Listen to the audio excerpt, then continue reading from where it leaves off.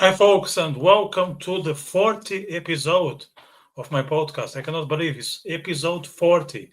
40, 40, not 14, not 1 4. 40. Sorry for the echo. Yeah, that's the excitement. I'd say that's the excitement. There are too many of me talking here.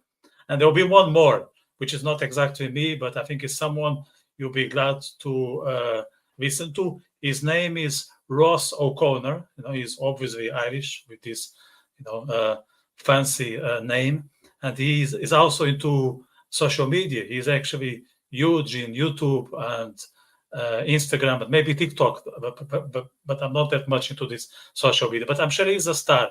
Like every time I see him, I know he's a star. So if you uh, are keen to this kind of conversation, stay with us for the next hour. He only has an hour, but it will be full of entertainment, I promise you. And if you feel that this chat is worth for other people, share. They will join us along the way. We're happy to take questions. We're happy to take comments. And if you haven't subscribed, please do so that I can do another 40, maybe another 40 or a bit more. We'll see. Time will tell, but my effort and passion is here. And yeah, so besides that, I want to say that besides the social media life, Ross is also tour guide in the famous the Dublin bus hop on, hop off. So he's an excellent communicator. So he's about to talk about it, also history, culture, music. So very eclectic. So let me bring Ross to the studio here. Hello, Hi, Vitor. Ross. Hey, bud. Thank you so much for inviting me. Yeah, I'm delighted to have you here. I know we had some challenges yesterday. You were stuck in the traffic. I didn't know that social media stars get stuck in the traffic. Social media stars also need to work every day. I make €0 from social media, bud. Yeah, but you are still a star. It's not, it's not about the money. You are still a star. Thanks, buddy. Thank you. I try my best. Thank you so much. Yeah, Yeah. I had there was a road traffic incident happen. Now everybody was okay. It was on the coast road along Clontarf and Sutton in Dublin, and everybody escaped. Everybody was unhurt, but it took a long time for recovery trucks to arrive. And so, of course, look of the Irish, our tour bus was stuck behind it. But everything's okay. And thank you so much for being available this evening. No, you're very welcome. I also know that you were in London for the weekend. How was it? Yeah, it was good fun. I mean, it's London is one of those places where you really forget how insane and huge it is. I mean, there's people. I was talking to people in London, and they said, "Listen, I haven't even seen 1/4 of this city yet. It's just, Hmm. it's too big." And but in that way, I like that as well because being from such a small place, growing up in North Dublin, um, I like a big city. I like the mystery of it. I love the fact that you could do so many things in such a quick space of time. So I had a great time. I caught up with one of my best friends. As you said in your introduction, I do play music. So we played a little bit of a rock concert at a pub in South London, and it went really, really nice. So I had a nice few days. Is it London busy, like in comparison to Dublin? Oh, there's no comparison. Dublin could fit into London 14 times geographically. I think the population of London is 12 million and Dublin is 500,000. So there's not even a comparison. Yeah, like Dublin is like one quiet neighborhood of London. Yeah, yeah. I was also away for the weekend, and believe me Oh, or not, cool. I was in a place that is not as busy as London. It's called Liechtenstein, so it's for sure quieter than London. Oh, okay. All right. Yeah, Okay. Was it okay? Was it good fun? yeah. I mean, I was there for my parents' wedding anniversary, so they just completed 50 years together without Oh, murdering each other. So, hats off for them. congratulations Yeah, to them. I wish them yeah, many happy years. yeah. Many That's more to come. amazing. Yeah, Yes, absolutely. we were in Liechtenstein and Switzerland. Have you been to Switzerland? Never know. Liechtenstein and Switzerland, they're places I want to go to. I've been to many countries in Europe, but I haven't been to those. The ones in the middle, I like Moldova and Switzerland, Liechtenstein, etc. I've been to Austria. Austria is beautiful. Yeah, it's actually similar. I'd say Austria is one of the most similar countries to Switzerland that I visited Yeah, in terms of vibe, atmosphere, food, weather, just the prices. Man, I have to yeah. tell you, I never Oh, found Dublin cheap when I'm abroad, but this time I did. yeah. I heard that Dublin is number two to Zurich in Europe Yes. in terms of expenses. So even in London, it was still an expensive city to go to, but it's still one or two bits surprised me. A little bit cheaper Yeah. than what we have here. How much would you pay for a pint in London? Oof. Oh, I think about 650 on average, Victor. So 650 probably about euros, 650 pounds.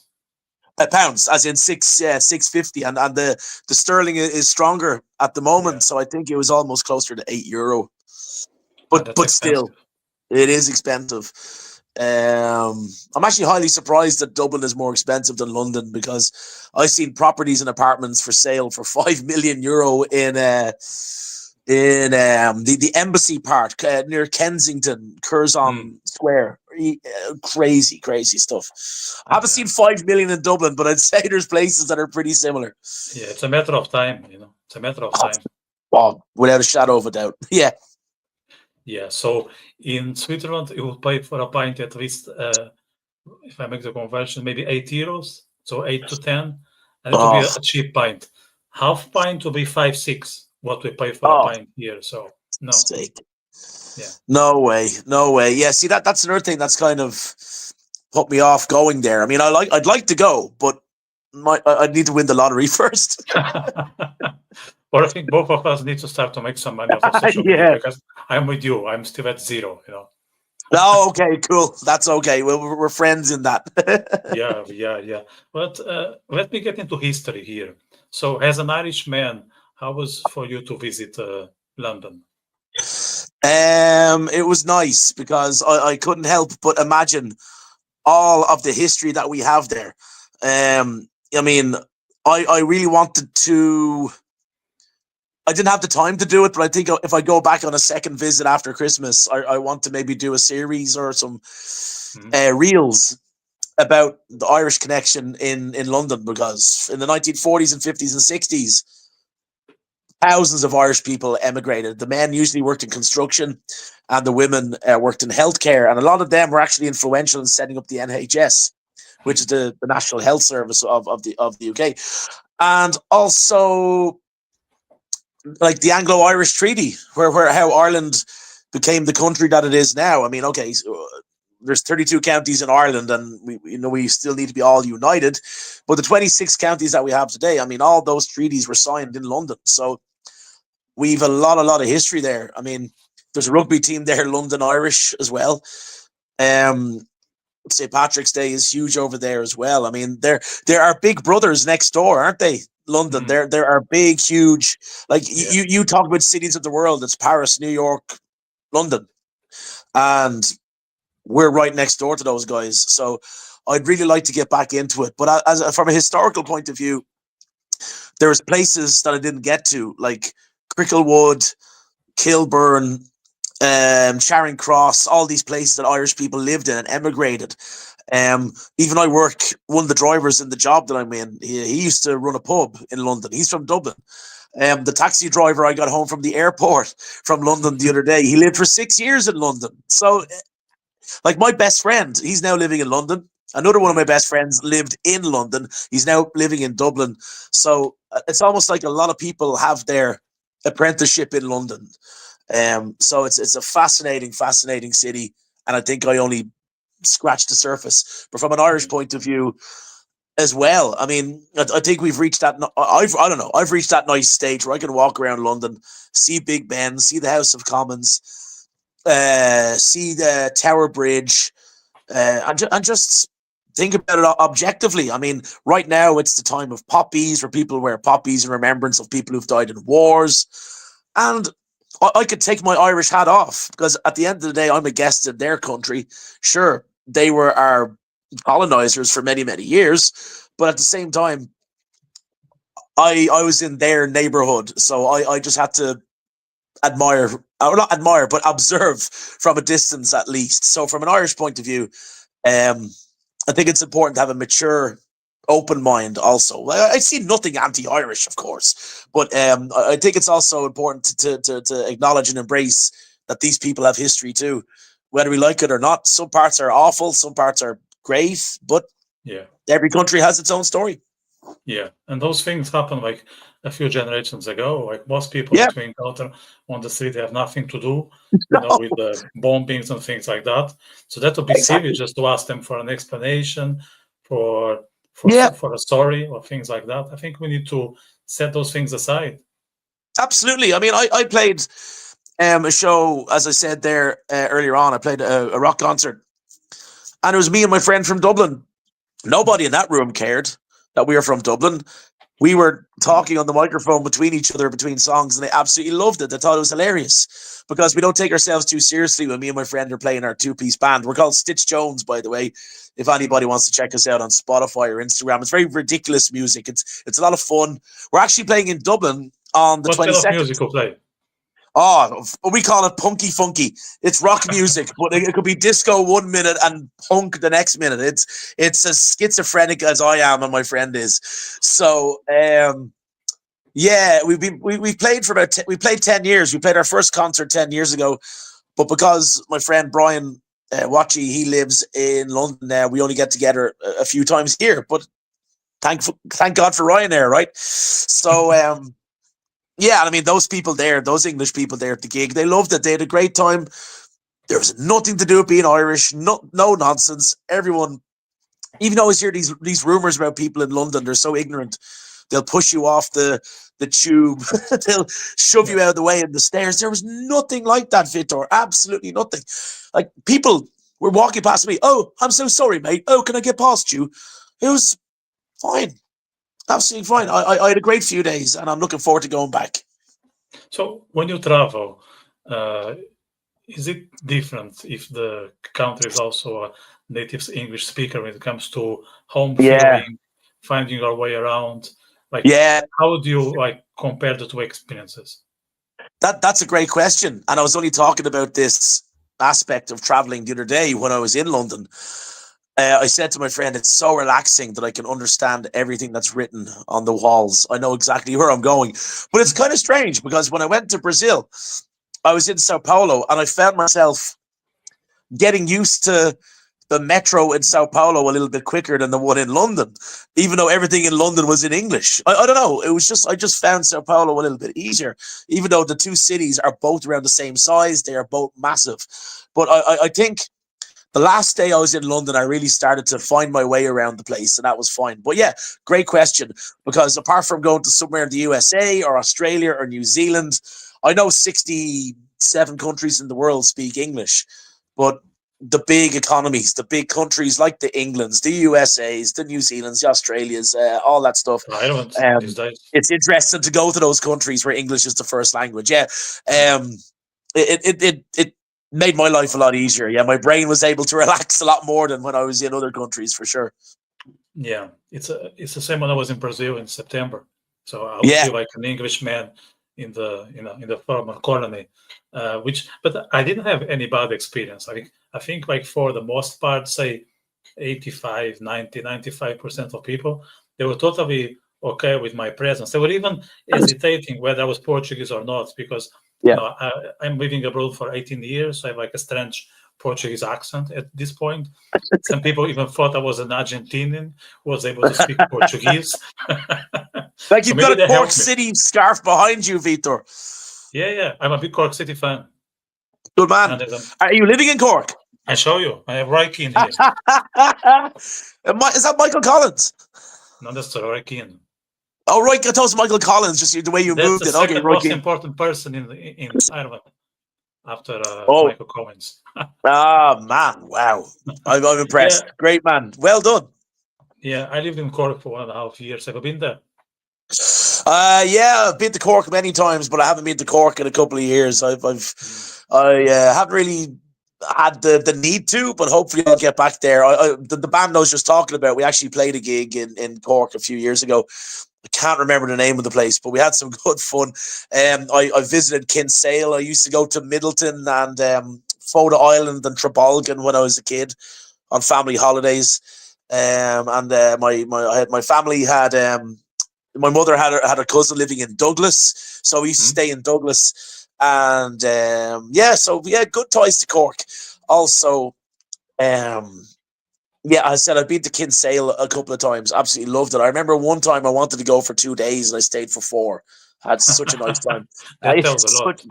Yeah, and also for history, Kinsale, the old head of Kinsale there, when the Spanish arrived in 1601 to potentially help the Irish. So Cork, major part of Irish history and fantastic people. Did you study history in university? No, I've no university degree at all. I'm a real hobbyist. I'm really interested. I was thinking about maybe next year of going to get my professional tour guiding badge. I mean, during the pandemic, I did a diploma in Irish history course. But now when I say diploma, it wasn't like an official diploma. It was like for a few months with city colleges here in Dublin. And it was specialising in the period between 1798 to 1922, which is a very important period in Irish history in our quest for independence. But no, I don't have an official degree or never went to university. I graduated school, started working, and played music. I was in university like for 2.5 years, and I dropped. I didn't finish my degree, and I tried hard because I went to 2 universities, but both were crap. So I just left, and I don't regret. One of the best decisions of my life. I think the more I mature, the more I understand that it's not vital. Not vital. There are ways around that. Yeah, especially absolutely. These days with the internet. Yeah. I mean, it's nice to have these pieces of paper. It's nice to have this hard work to go into. And also the thing about it as well is what a lot of people like about university as well is not so much the social aspect, but the opportunity to talk with people who are lovers of the same topic as you. So at least even if you like Irish history, I mean, oh my God, you're surrounded by people in the lecture hall who love Irish history. If you're into mechanical engineering, if you're into neuroscience, there's people who love neuroscience and mechanical engineering. So I think for me, that'll be a major plus point, is being surrounded by like-minded people who share your love in that particular topic. Yeah, that's a great way for the community. But I think these days with internet, there are so many alternatives. Of course, it's everything done online, but maybe you can organize a gathering here and there. And universities is just, I think it's like the old way. I'd say for people to meet the others, but yeah, exactly. Networking. Even if you, like maybe you got your 2.5 years in, maybe if you went to finish it, you'd meet more people who are interested. I mean, would you be able to go back and continue where you left off? I could, but I don't really see like a need for that. So I don't think at this point, I don't think I would do it. Yeah. That's cool. Yeah. So tell me, you are originally from Rush? Yeah, Rush, North County Dublin. Yeah, very very close to Skerries in North County Dublin. Yeah. It's a cool little place. It's one of those places where if you don't know everybody, it's pretty close to knowing almost everybody. I mean, Rush has become part of the commuter belt of Dublin, where there's more people who are moving here now who are not originally from here. But the cool thing about Rush as well is it feels very different to what people stereotypically think of Dublin. A lot of people think of Dublin as the big streets in the city, as some of the more kind of famous suburbs, but there's no Deliveroo out here. There's no Lewis's out here. There's not a lot of public. There's a 33 bus. The Dart stops in Malahide, so we have to rely on the train that goes to Drogheda and Dundalk further up the line. So it's still Dublin, but it's rural, countryside Dublin. It's, you walk down the street, people say, hello, how are you? Oh, hey, hello. And it could be the same person you've known for 30 years. So, yeah, I'm from Rush, yeah. I have a theory here. I think the name we are given, okay, it has an impact on us, okay, and also the place where we are born. And I always make jokes myself with Rush, and I think I'm not the only one. So do you think that impacts people, the fact they are born in Rush, like because I'm sure there's a Absolutely. joke about it. Yeah. Well, we used to say like there's no rush in Rush because things are so relaxed. I agree with you. Yeah, I think it's a good theory, and I definitely think that it's the making of us. Like the earliest memories you have in your life is in the neighborhood you grew up in, the friends you made. I had the best childhood ever. It was just so relaxed, so normal. There was me and my sisters, my cousins, my friends from school. Get on bicycles. We grew up beside the sea, so there was beaches. You jump off the sand dunes. The rock bands How that I far are you started. from the sea? Oh, I'm like 100 meters. It's like it's out my window. Yeah. Yeah, yeah. It's right Nice. beside an estuary. We've got the South Beach, the sailing club, and the North Beach. And also, Rush was in the news in the last couple of days because Because of very you? close to because of yeah, yeah, the Garda. There was a part of Rush called Dromana, and there's a lot of historical archaeology and excavating going on. And they discovered that they found a full fig, like the fruit, the fig. They Mhm. found a fig from 2,000 years ago, and this is further proof that there was direct trading between the Irish and the Romans many, many years ago. They found other artifacts like Roman coins, etc., a few years ago, but a few days ago they found a full fig, a fruit. So that kind of gets the theory that absolutely there was trading between the Romans and the Irish. That happened in Rush. But yeah, I agree with your theory that it's the making of you. I love going into Dublin city centre. I love going into sure, it's like any city. It has its problems. There's times I walk down the city in Dublin and go, oh my God, seriously. Yeah.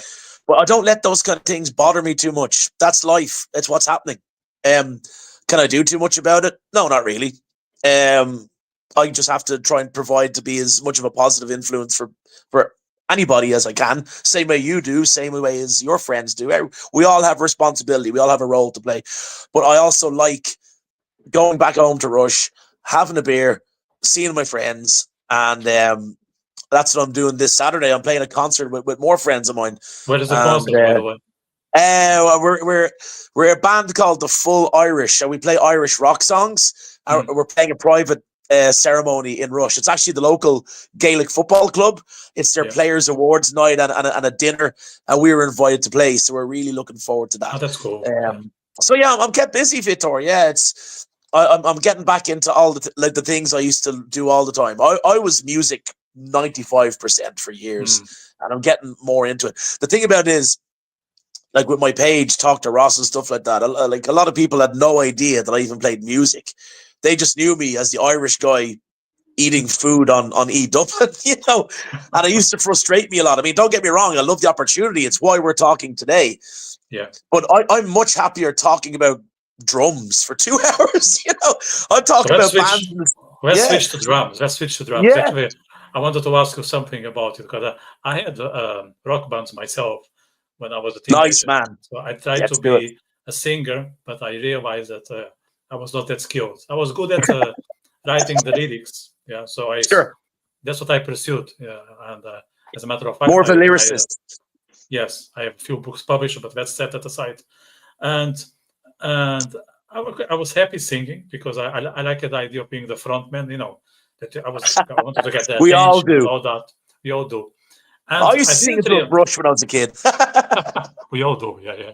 And I realized that it was good fun to be um, playing the drums because you could be, you could make so much noise. You could just stand out so easily. And Yeah. I sat there a couple of times, and there was a big temptation just to be fucking loud. But I know that it's not the way you play. You have to be, conscious of Yeah. the pace, Yeah. of the rhythm. Dynamics. Yeah. Yeah. Yes. So how do you approach like the drums Uh, within the band? Let's say. within the band. Well, see, first of all, it depends which project I'm playing with. If it's Stitch Jones, where we write our own songs, um, it's all about feel. It depends on the riff that you have at that time. Is it going to be low dynamic? Is it going to be like? Does it need a disco beat? Does it need a rock beat? What kind of beat do we need? But for this project that I'm doing on Saturday, the Full Irish, I'm playing songs that have been recorded already, years ago, whether it's Tin Lizzy or U2 or Boomtown Rats or the Undertones, Sinead O'Connor, all these bands. So you're kind of you're I suppose you're staying true to the original recordings, but it's weird. Like I am replicating these old drum beats of other bands from years ago, but I'm also adding my own little touch. But nothing too crazy. It's still pretty much 99%. I hope a tribute, or at least try to be as accurate as I can. So it's all about listening. Like for me, I can hear a drum beat in my head before I even play it. Like some drummers need to jam things out for half an hour to get something, whereas I can hear a guitar piece and I can go in my head, boom, boom, and I'm almost like memorizing it in my head, because you get good muscle memory from playing the drums. Like I've played since I've been 15, almost 30 years. Oh my God, I'm getting old. And so that's how I'd kind of go for it, Victor. I'd kind of more have the idea of the drum beat in my head before it's even necessarily recorded, So that's how I'd approach it. And also I think it's you're basically the band's conductor. Like you have to pay attention. You have to make sure that everybody is concentrating, or even to bounce off other ideas other people have. So being a good listener is very important too. Yeah. One of the things I noticed, not only about the drums, but and the bass, that you guys are like the bass of the song. Yeah. Like the structure, and then the other guys are just at the front, getting add-ons. the attention, the add-ons. Exactly. Does that make sense? Because of course, I'm not really a musician. It's just me trying to understand music as language. Yeah, absolutely. And music is a language. I mean, think about it.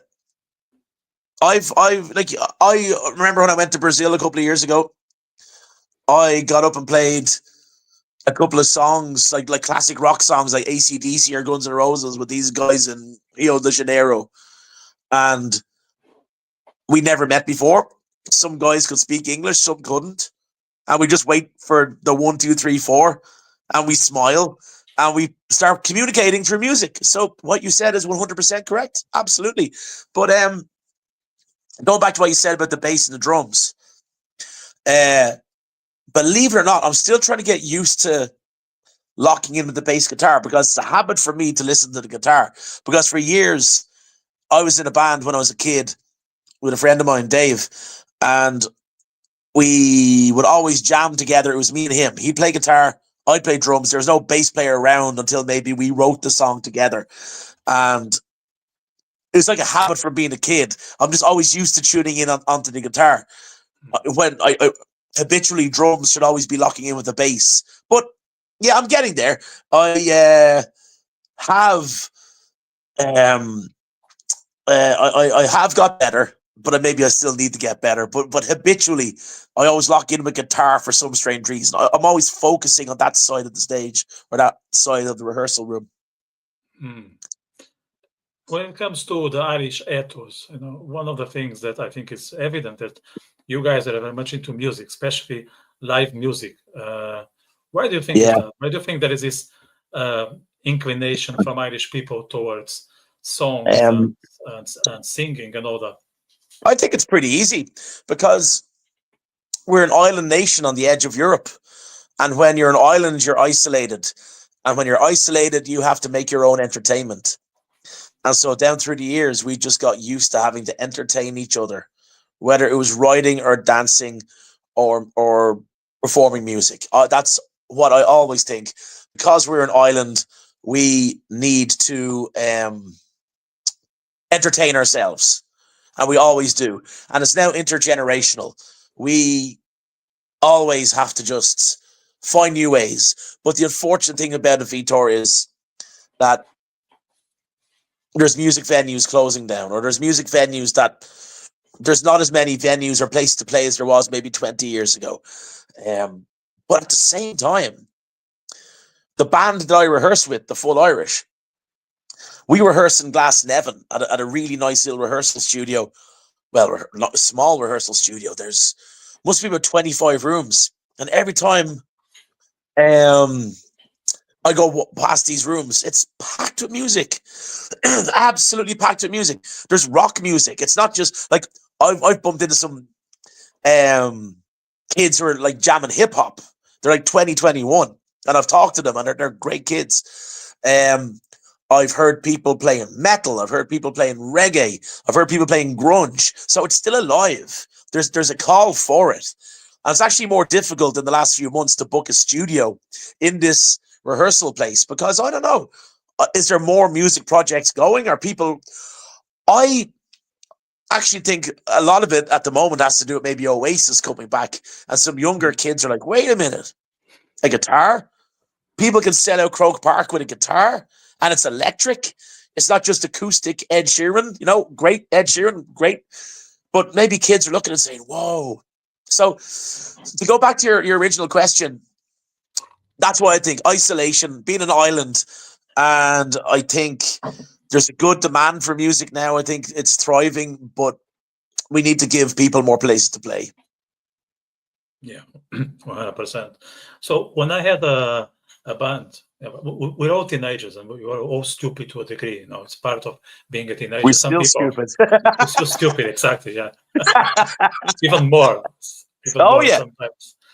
And always. we had issues among ourselves, and I think they were mostly related to ego. So we were that dreamers that we would say, okay, in the cover, I want to be on the second page, Yeah, and we need to have like 6 pages in between without photos. So the next person has to be in the book in page 8, and yeah. we haven't really finished a song. We're already thinking about the CD and all that.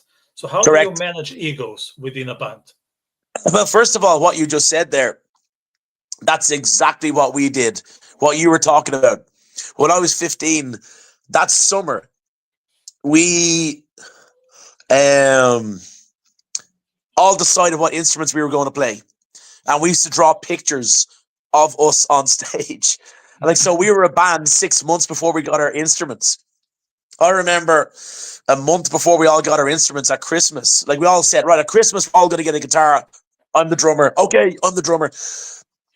The month beforehand, we were sitting around my house, me and my friends, and we put on the album Evil Empire by Rage Against the Machine. And they have a song called People of the Sun. And the guys who were all going to be in the band, we were all miming to the song. We had no instruments, but some of the guys were pretending they were playing guitar and they were headbanging. I had no drums, but I was playing air drums. And I always remember thinking back to when I was a kid, thinking that was one of the coolest, most innocent times. I'm so lucky to count myself that I had people around me that wanted to do these kind of things, explore music together, be stupid together. I'm so glad I wasn't sitting around on a wall just being an absolute pain in the ass, But sorry, what did you say there a moment ago? Again, sorry, I lost my train of thought. About the ego management. So Yeah, when we're ego in a group, management. Sorry, yeah. sometimes there are clashes. Yeah, it does. It can from time to time. I've been very lucky where it's relatively controlled. I mean, I've been very lucky where I've been in projects for most of the time that we all know the reason why we're there and it's the common good. But don't get me wrong, it still happens. There's times where, even recently, it's okay, let's start the song. 1, 2, 3, 4. And then someone would start playing by themselves and not following the tempo. And it's oh, come on, what are you doing? So, I've been very lucky though, Vitor. I haven't really had a lot of problems with egotistical people. We all have an ego, but luckily I've been in bands with people who kind of control it. Maybe it's also culture, because my perception of Irish that you guys are not as much as egomaniacs like the Mediterraneans. I think, and it's very bad scene if someone is, let's say, bragging in public. Yeah, it's almost like a scene.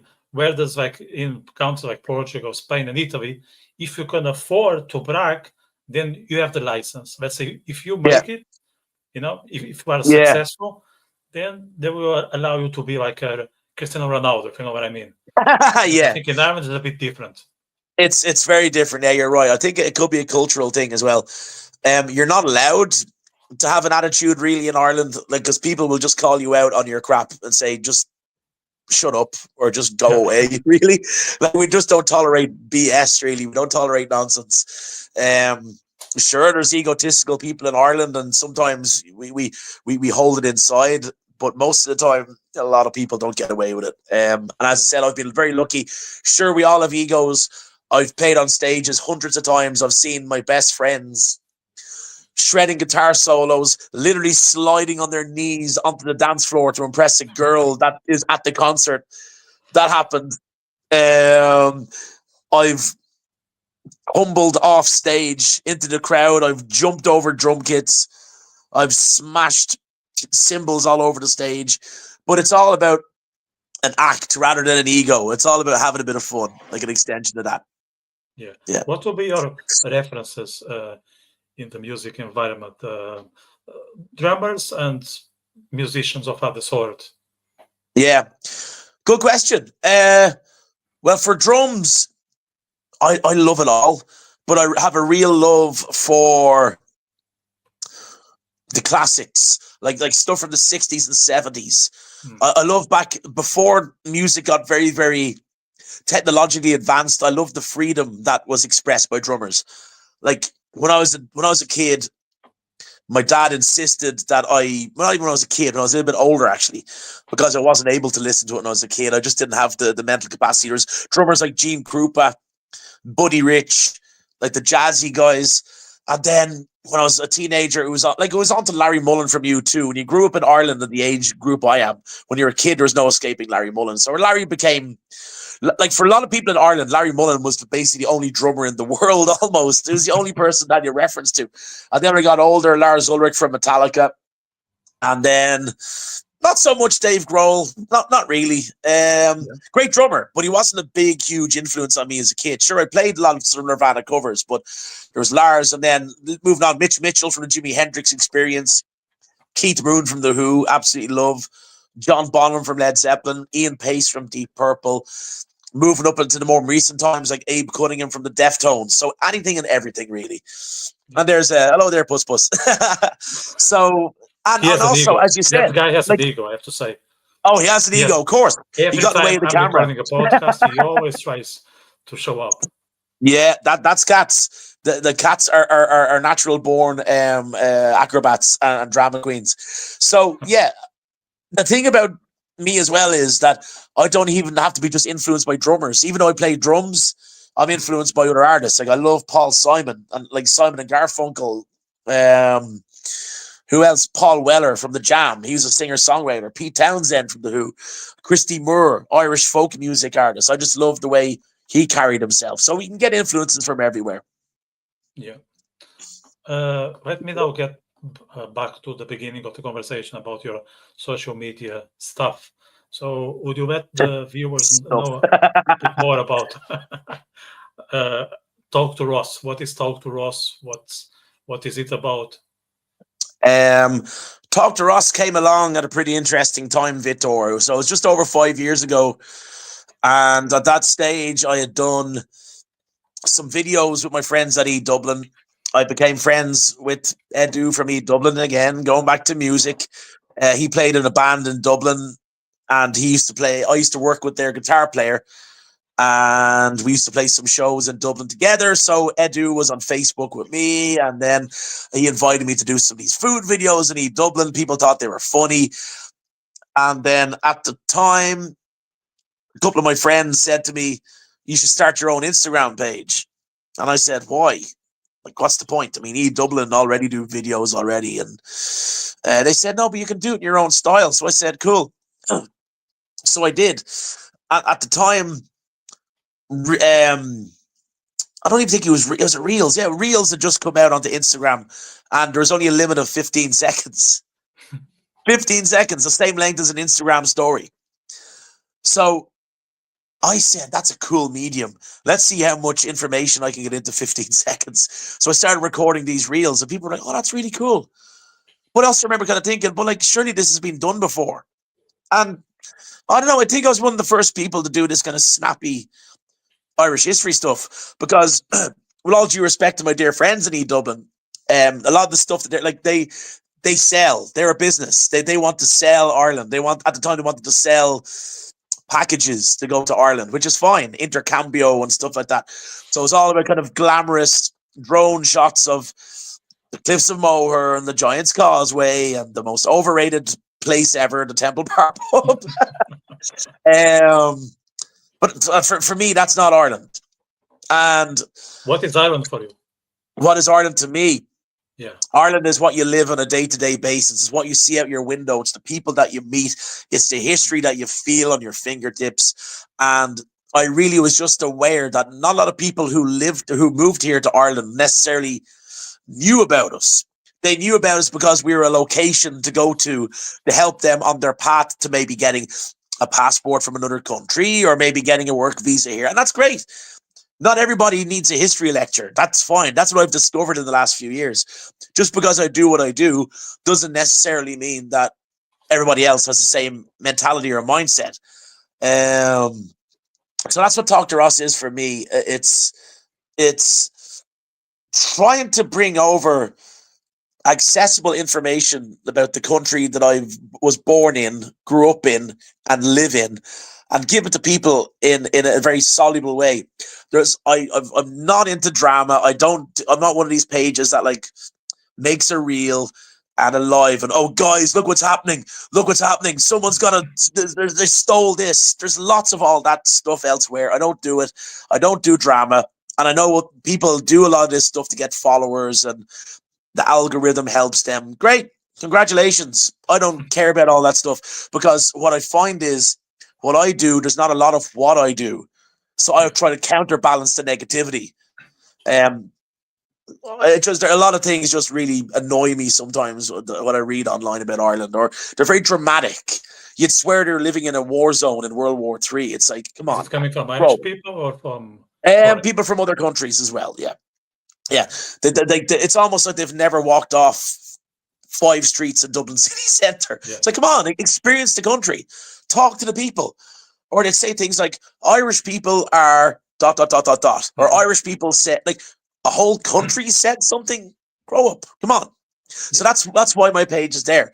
I never get involved with well, not too many battles. Once or twice I've read things and say, hey, wait a minute, motherfucker. Because I will stick up for my country because I hate this stuff sometimes, you know. But I've got older, I've got wiser, and I don't spend any much time as I used to on social media. I don't know. I had a good few years. It's been fun. It's been very quiet recently. I think everybody's kind of social media'd out. You know, I think everything has a high point and a low point. Yeah. I invested some money in some equipment this year. I thought maybe it would take me to the next level, but it hasn't really worked out. My page is kind of stagnated a little bit, and I've no idea why. No idea why.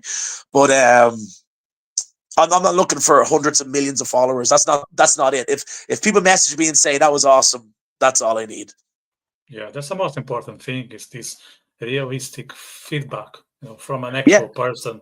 That's what matters. Like I was reading the other day the comments from the last time I was in Boulder, our good friend Filipe Cardoso, and there was one person saying this. I mean, it was in Portuguese, so I'm just going to translate now. It was just saying, this guy is telling you what is not on the news. He's telling what he thinks, and he doesn't care. I was so happy. That means I was genuine. That means I stick to the things I believe that matter, and I was not making a favor to tribe XYZ. And that's what I need. And I know you are also in Boulder podcast, and I remember Filipe saying that you are the most, the most Brazilian Irish person. I think that's how he defined you. God. How would you approach that comment?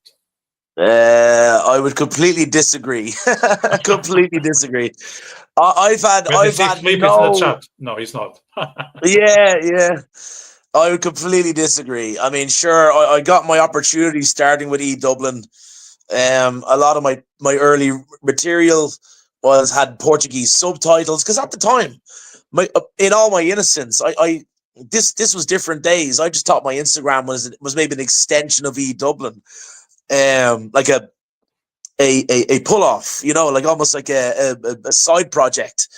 But I haven't mentioned Brazil once in any of my reels in about 3.5 years. I haven't. Everything's been in English. I have followers now from all over the world.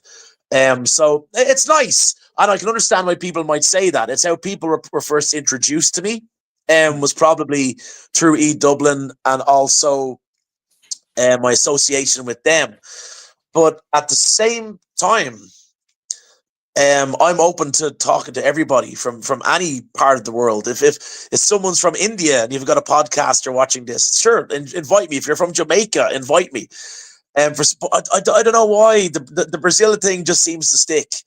And I can understand why. I've got no problem with it. Absolutely no problem with it, because I'm so grateful for the opportunities that the people from that country afforded me when it started. But listen, there's other people out there from Ireland who do kind of Brazil stuff. Maybe before they were doing more, now not so much. I mean, I've got a friend of mine from Dublin, and she lives in Brazil for the last few years, and her name is Blahin, or people just call her Blah, because people can't pronounce in Ireland. That's an Irish name for girls. It's for us, it's easy. It's Blahin, but she's called Teacher Blah. That's her Instagram handle. And the work she does, like she teaches English to people She's in a teacher, Brazil. no? I think Yeah, I saw it. and I saw it on social media. yeah, Blah is amazing. And she is a lot more deserving of that title than I ever will be.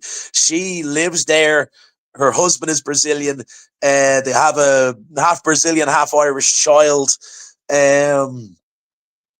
So I think there's more people out there potentially that probably have more of a say in that particular matter. Maybe if it was 3 or 4 years ago, I would be like, oh, thank you so much. But listen, as I said, it's nice to have a title. It's better being called bad names, but I'll take it.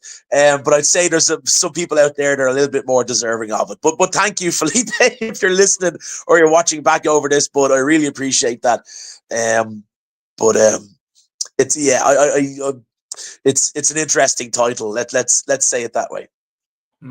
So you work in the tourism sector, which I think is fascinating. I worked in tourism myself for many years, and I know it's quite different from working, say, in finance, insurance. I don't know.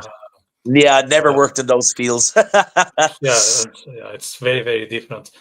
I think the pace it's quite specific, because it's always a niche. It's always a niche, and it moves in a different rhythm than the road is moving. Yeah. It's like a micro universe within the planet. How would you see tourism in Ireland these days? How do you think the country is treating tourism? Not very well, I think. I don't think the country, I mean, the government are just, it's like there's no availability for people to stay.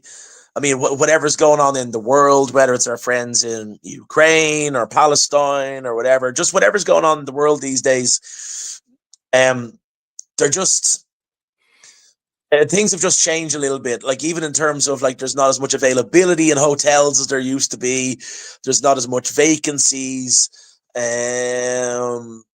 So I find a lot of tourists that I meet every day, they just say Dublin is very expensive. I don't really pry too much, though, into their financial matters. I never really ask them, how much did you pay for your hotel? But they do say, yeah, you've got a pretty expensive city here. So to answer your question, Vitor, I think we need to do better.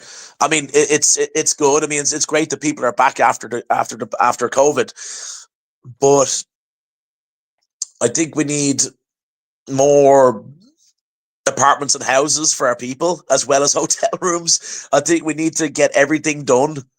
We really do need to get everything done. But the thing is, it's also a global problem. It's not just an Irish phenomenon. I talk to these people from other countries and say, Ross, it's the same in our countries. There's no availability anywhere.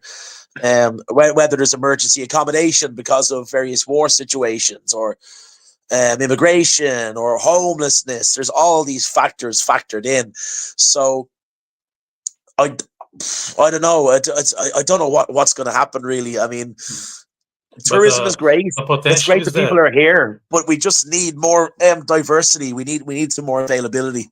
Yeah. But I'd say the country has the potential boost tourism in terms of landscape, culture, entertainment.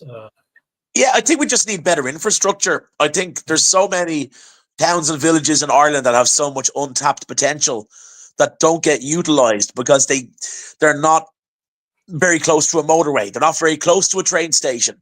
They're isolated. Some of the best places in Ireland, as you well know, Vitor, you've lived here for years. The best places in this country sometimes are the ones that are isolated, the ones that are nowhere near the cities. Yeah. The real kind of primal small town people, or not primal, but like the prime nucleus, the epicenter of these towns. So it's just an endless problem in Ireland. We just need infrastructure. I love, as I always say to the tourists, I love my country. I love our country's history. Is it perfect? No. Can we do bits to rectify that? Sure, but we need infrastructure. We need hotels. We need housing. We need better roads. We need to stop talking about building train lines for 40 years. When you see other countries like Serbia, they've got a light metro about to be started and finished within 4 years. Whereas here in Ireland, we're passing the bucket around for decades. Yeah. So even the to access answer to your the question, airport lost. it's embarrassing. Yeah. Yeah, Embarrassing. when I was in London, direct train right to London Stansted from Liverpool Street, absolutely perfect. When I went to Vienna in Austria last year, same thing. Yeah. When I went to Lisbon in Portugal, absolutely fantastic. So if we just stop kicking the can down the road, that'd be so much better. Yeah. So it's just infrastructure is our big problem. Like, what a project we have! Such a beautiful country. If we could utilize that and put the money into the facilities, we could make it happen. Yeah, 100%. Because I moved here first in 2006 or 2007. Yeah, that doesn't make much difference. And even back then, there were talks about the Luas being extended to the airport. And as we know, we are nowhere near. Yeah. We didn't. Yep. We are still discussing if it makes sense or not, whether it can be extended, what will be the route. And here we are. Yeah, there are more buses going to different parts of those. But there's one positive thing, I would say, and just not to be negative here all the time. When I land to Dublin Airport, there are buses going to many parts of the country. If I land in Lisbon Airport, I can only make it to Lisbon, Porto, and a couple of other cities. That's it. Now, I know that there is demand in Ireland, and because of the economy, Portugal is not as good as Ireland is when it comes to wealth. And of course, that has an impact on the bus routes.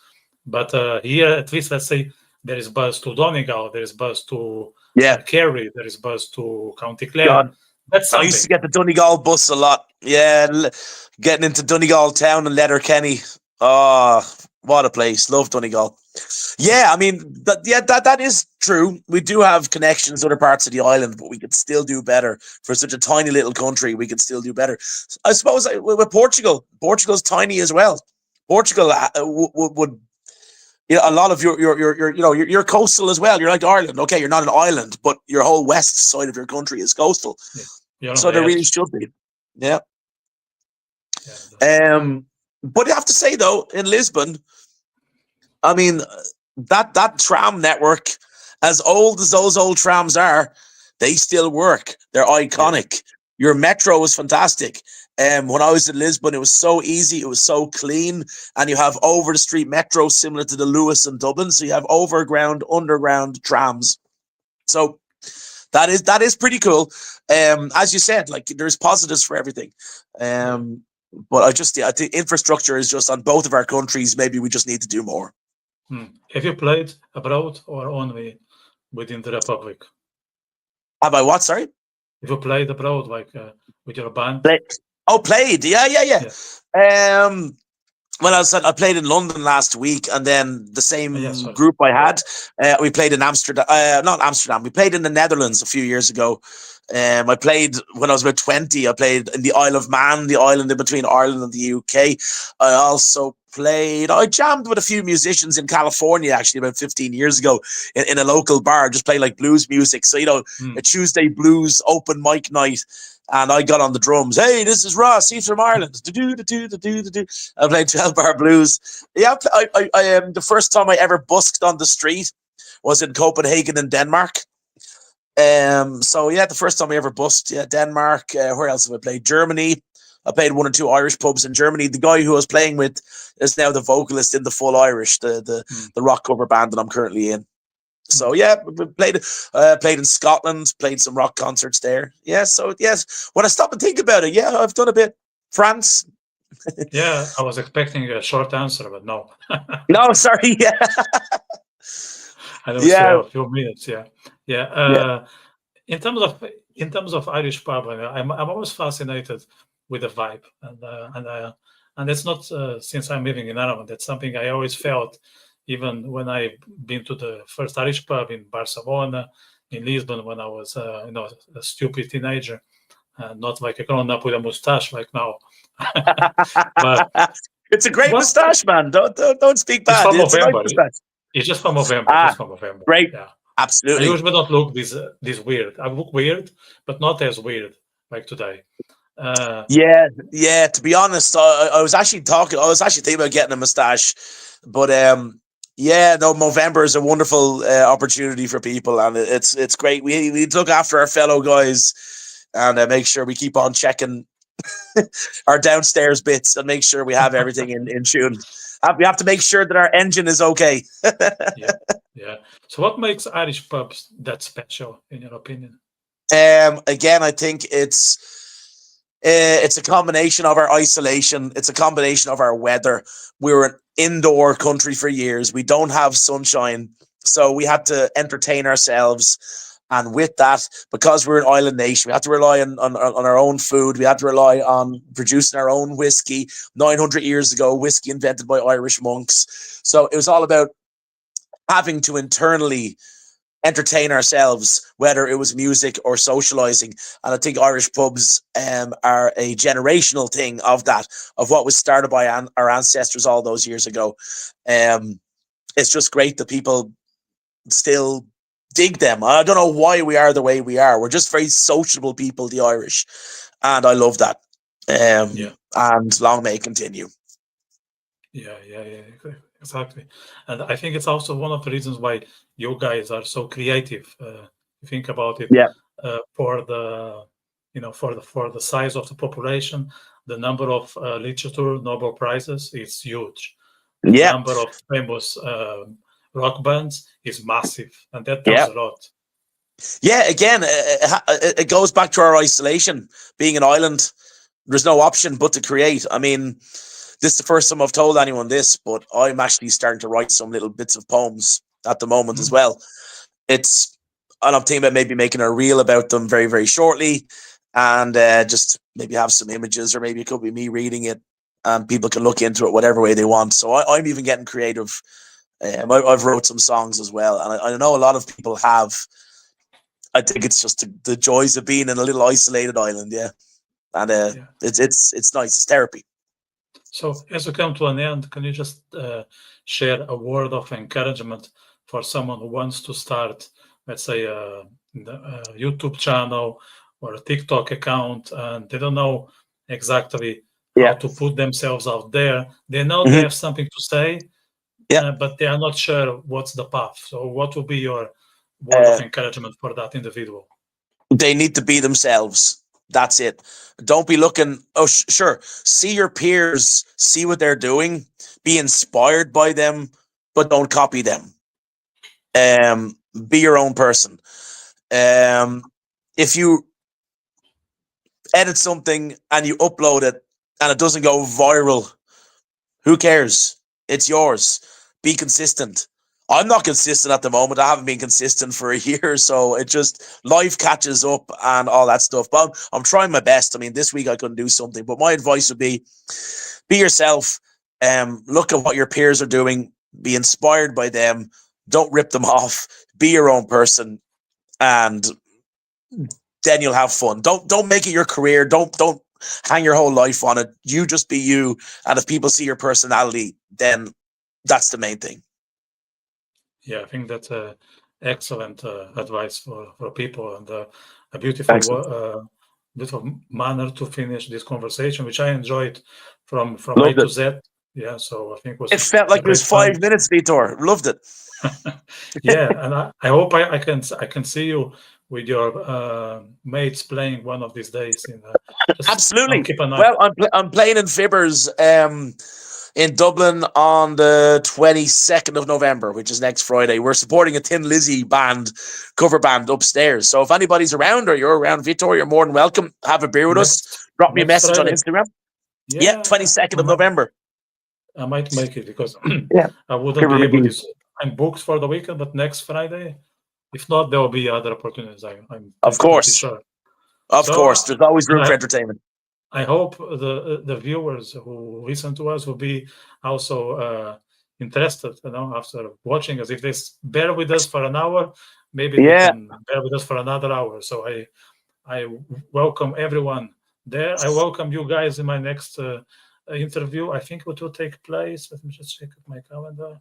Next Sunday. So that's for the viewers. Next Sunday there will be another one. Maybe there'll be a few shorter in between, because now I started Movember talks, and I will talking to people who are growing mustaches or doing some very other inspiring funny things for them. Yes, very much. So we'll be there. And great. I want to tell people, if you enjoy the conversation, share with others. That's how it works. Yeah, press the like button here. Yeah, all this stuff below you. Click everything. Yes. But don't click unsubscribe. And if you are a man, also check the downstairs beat. Yeah, boys, we need to check our engines. So when you're in the shower in the morning, give it a good squeeze. Make sure it's okay. But it is important, and Movember is a wonderful initiative. And Vitor, on a personal level, thank you so much for making people aware about it. No, it's a duty that I think some of us need to embrace, and yeah, I'm happy to spend my time doing that, to the best of my ability. So yeah, an honor and a great fun talking to you. I think we could be here for the rest of the night, but we will would. be other opportunities. Absolutely. So, if you want me back, my man, anytime, no problem at all. I've really, really enjoyed this. Let's do it again soon. Thank you. Sure, we will. Okay, take care. Have a good one. Thank you, Vitor. Thanks, guys, for tuning in. Talk to you soon. Cheers.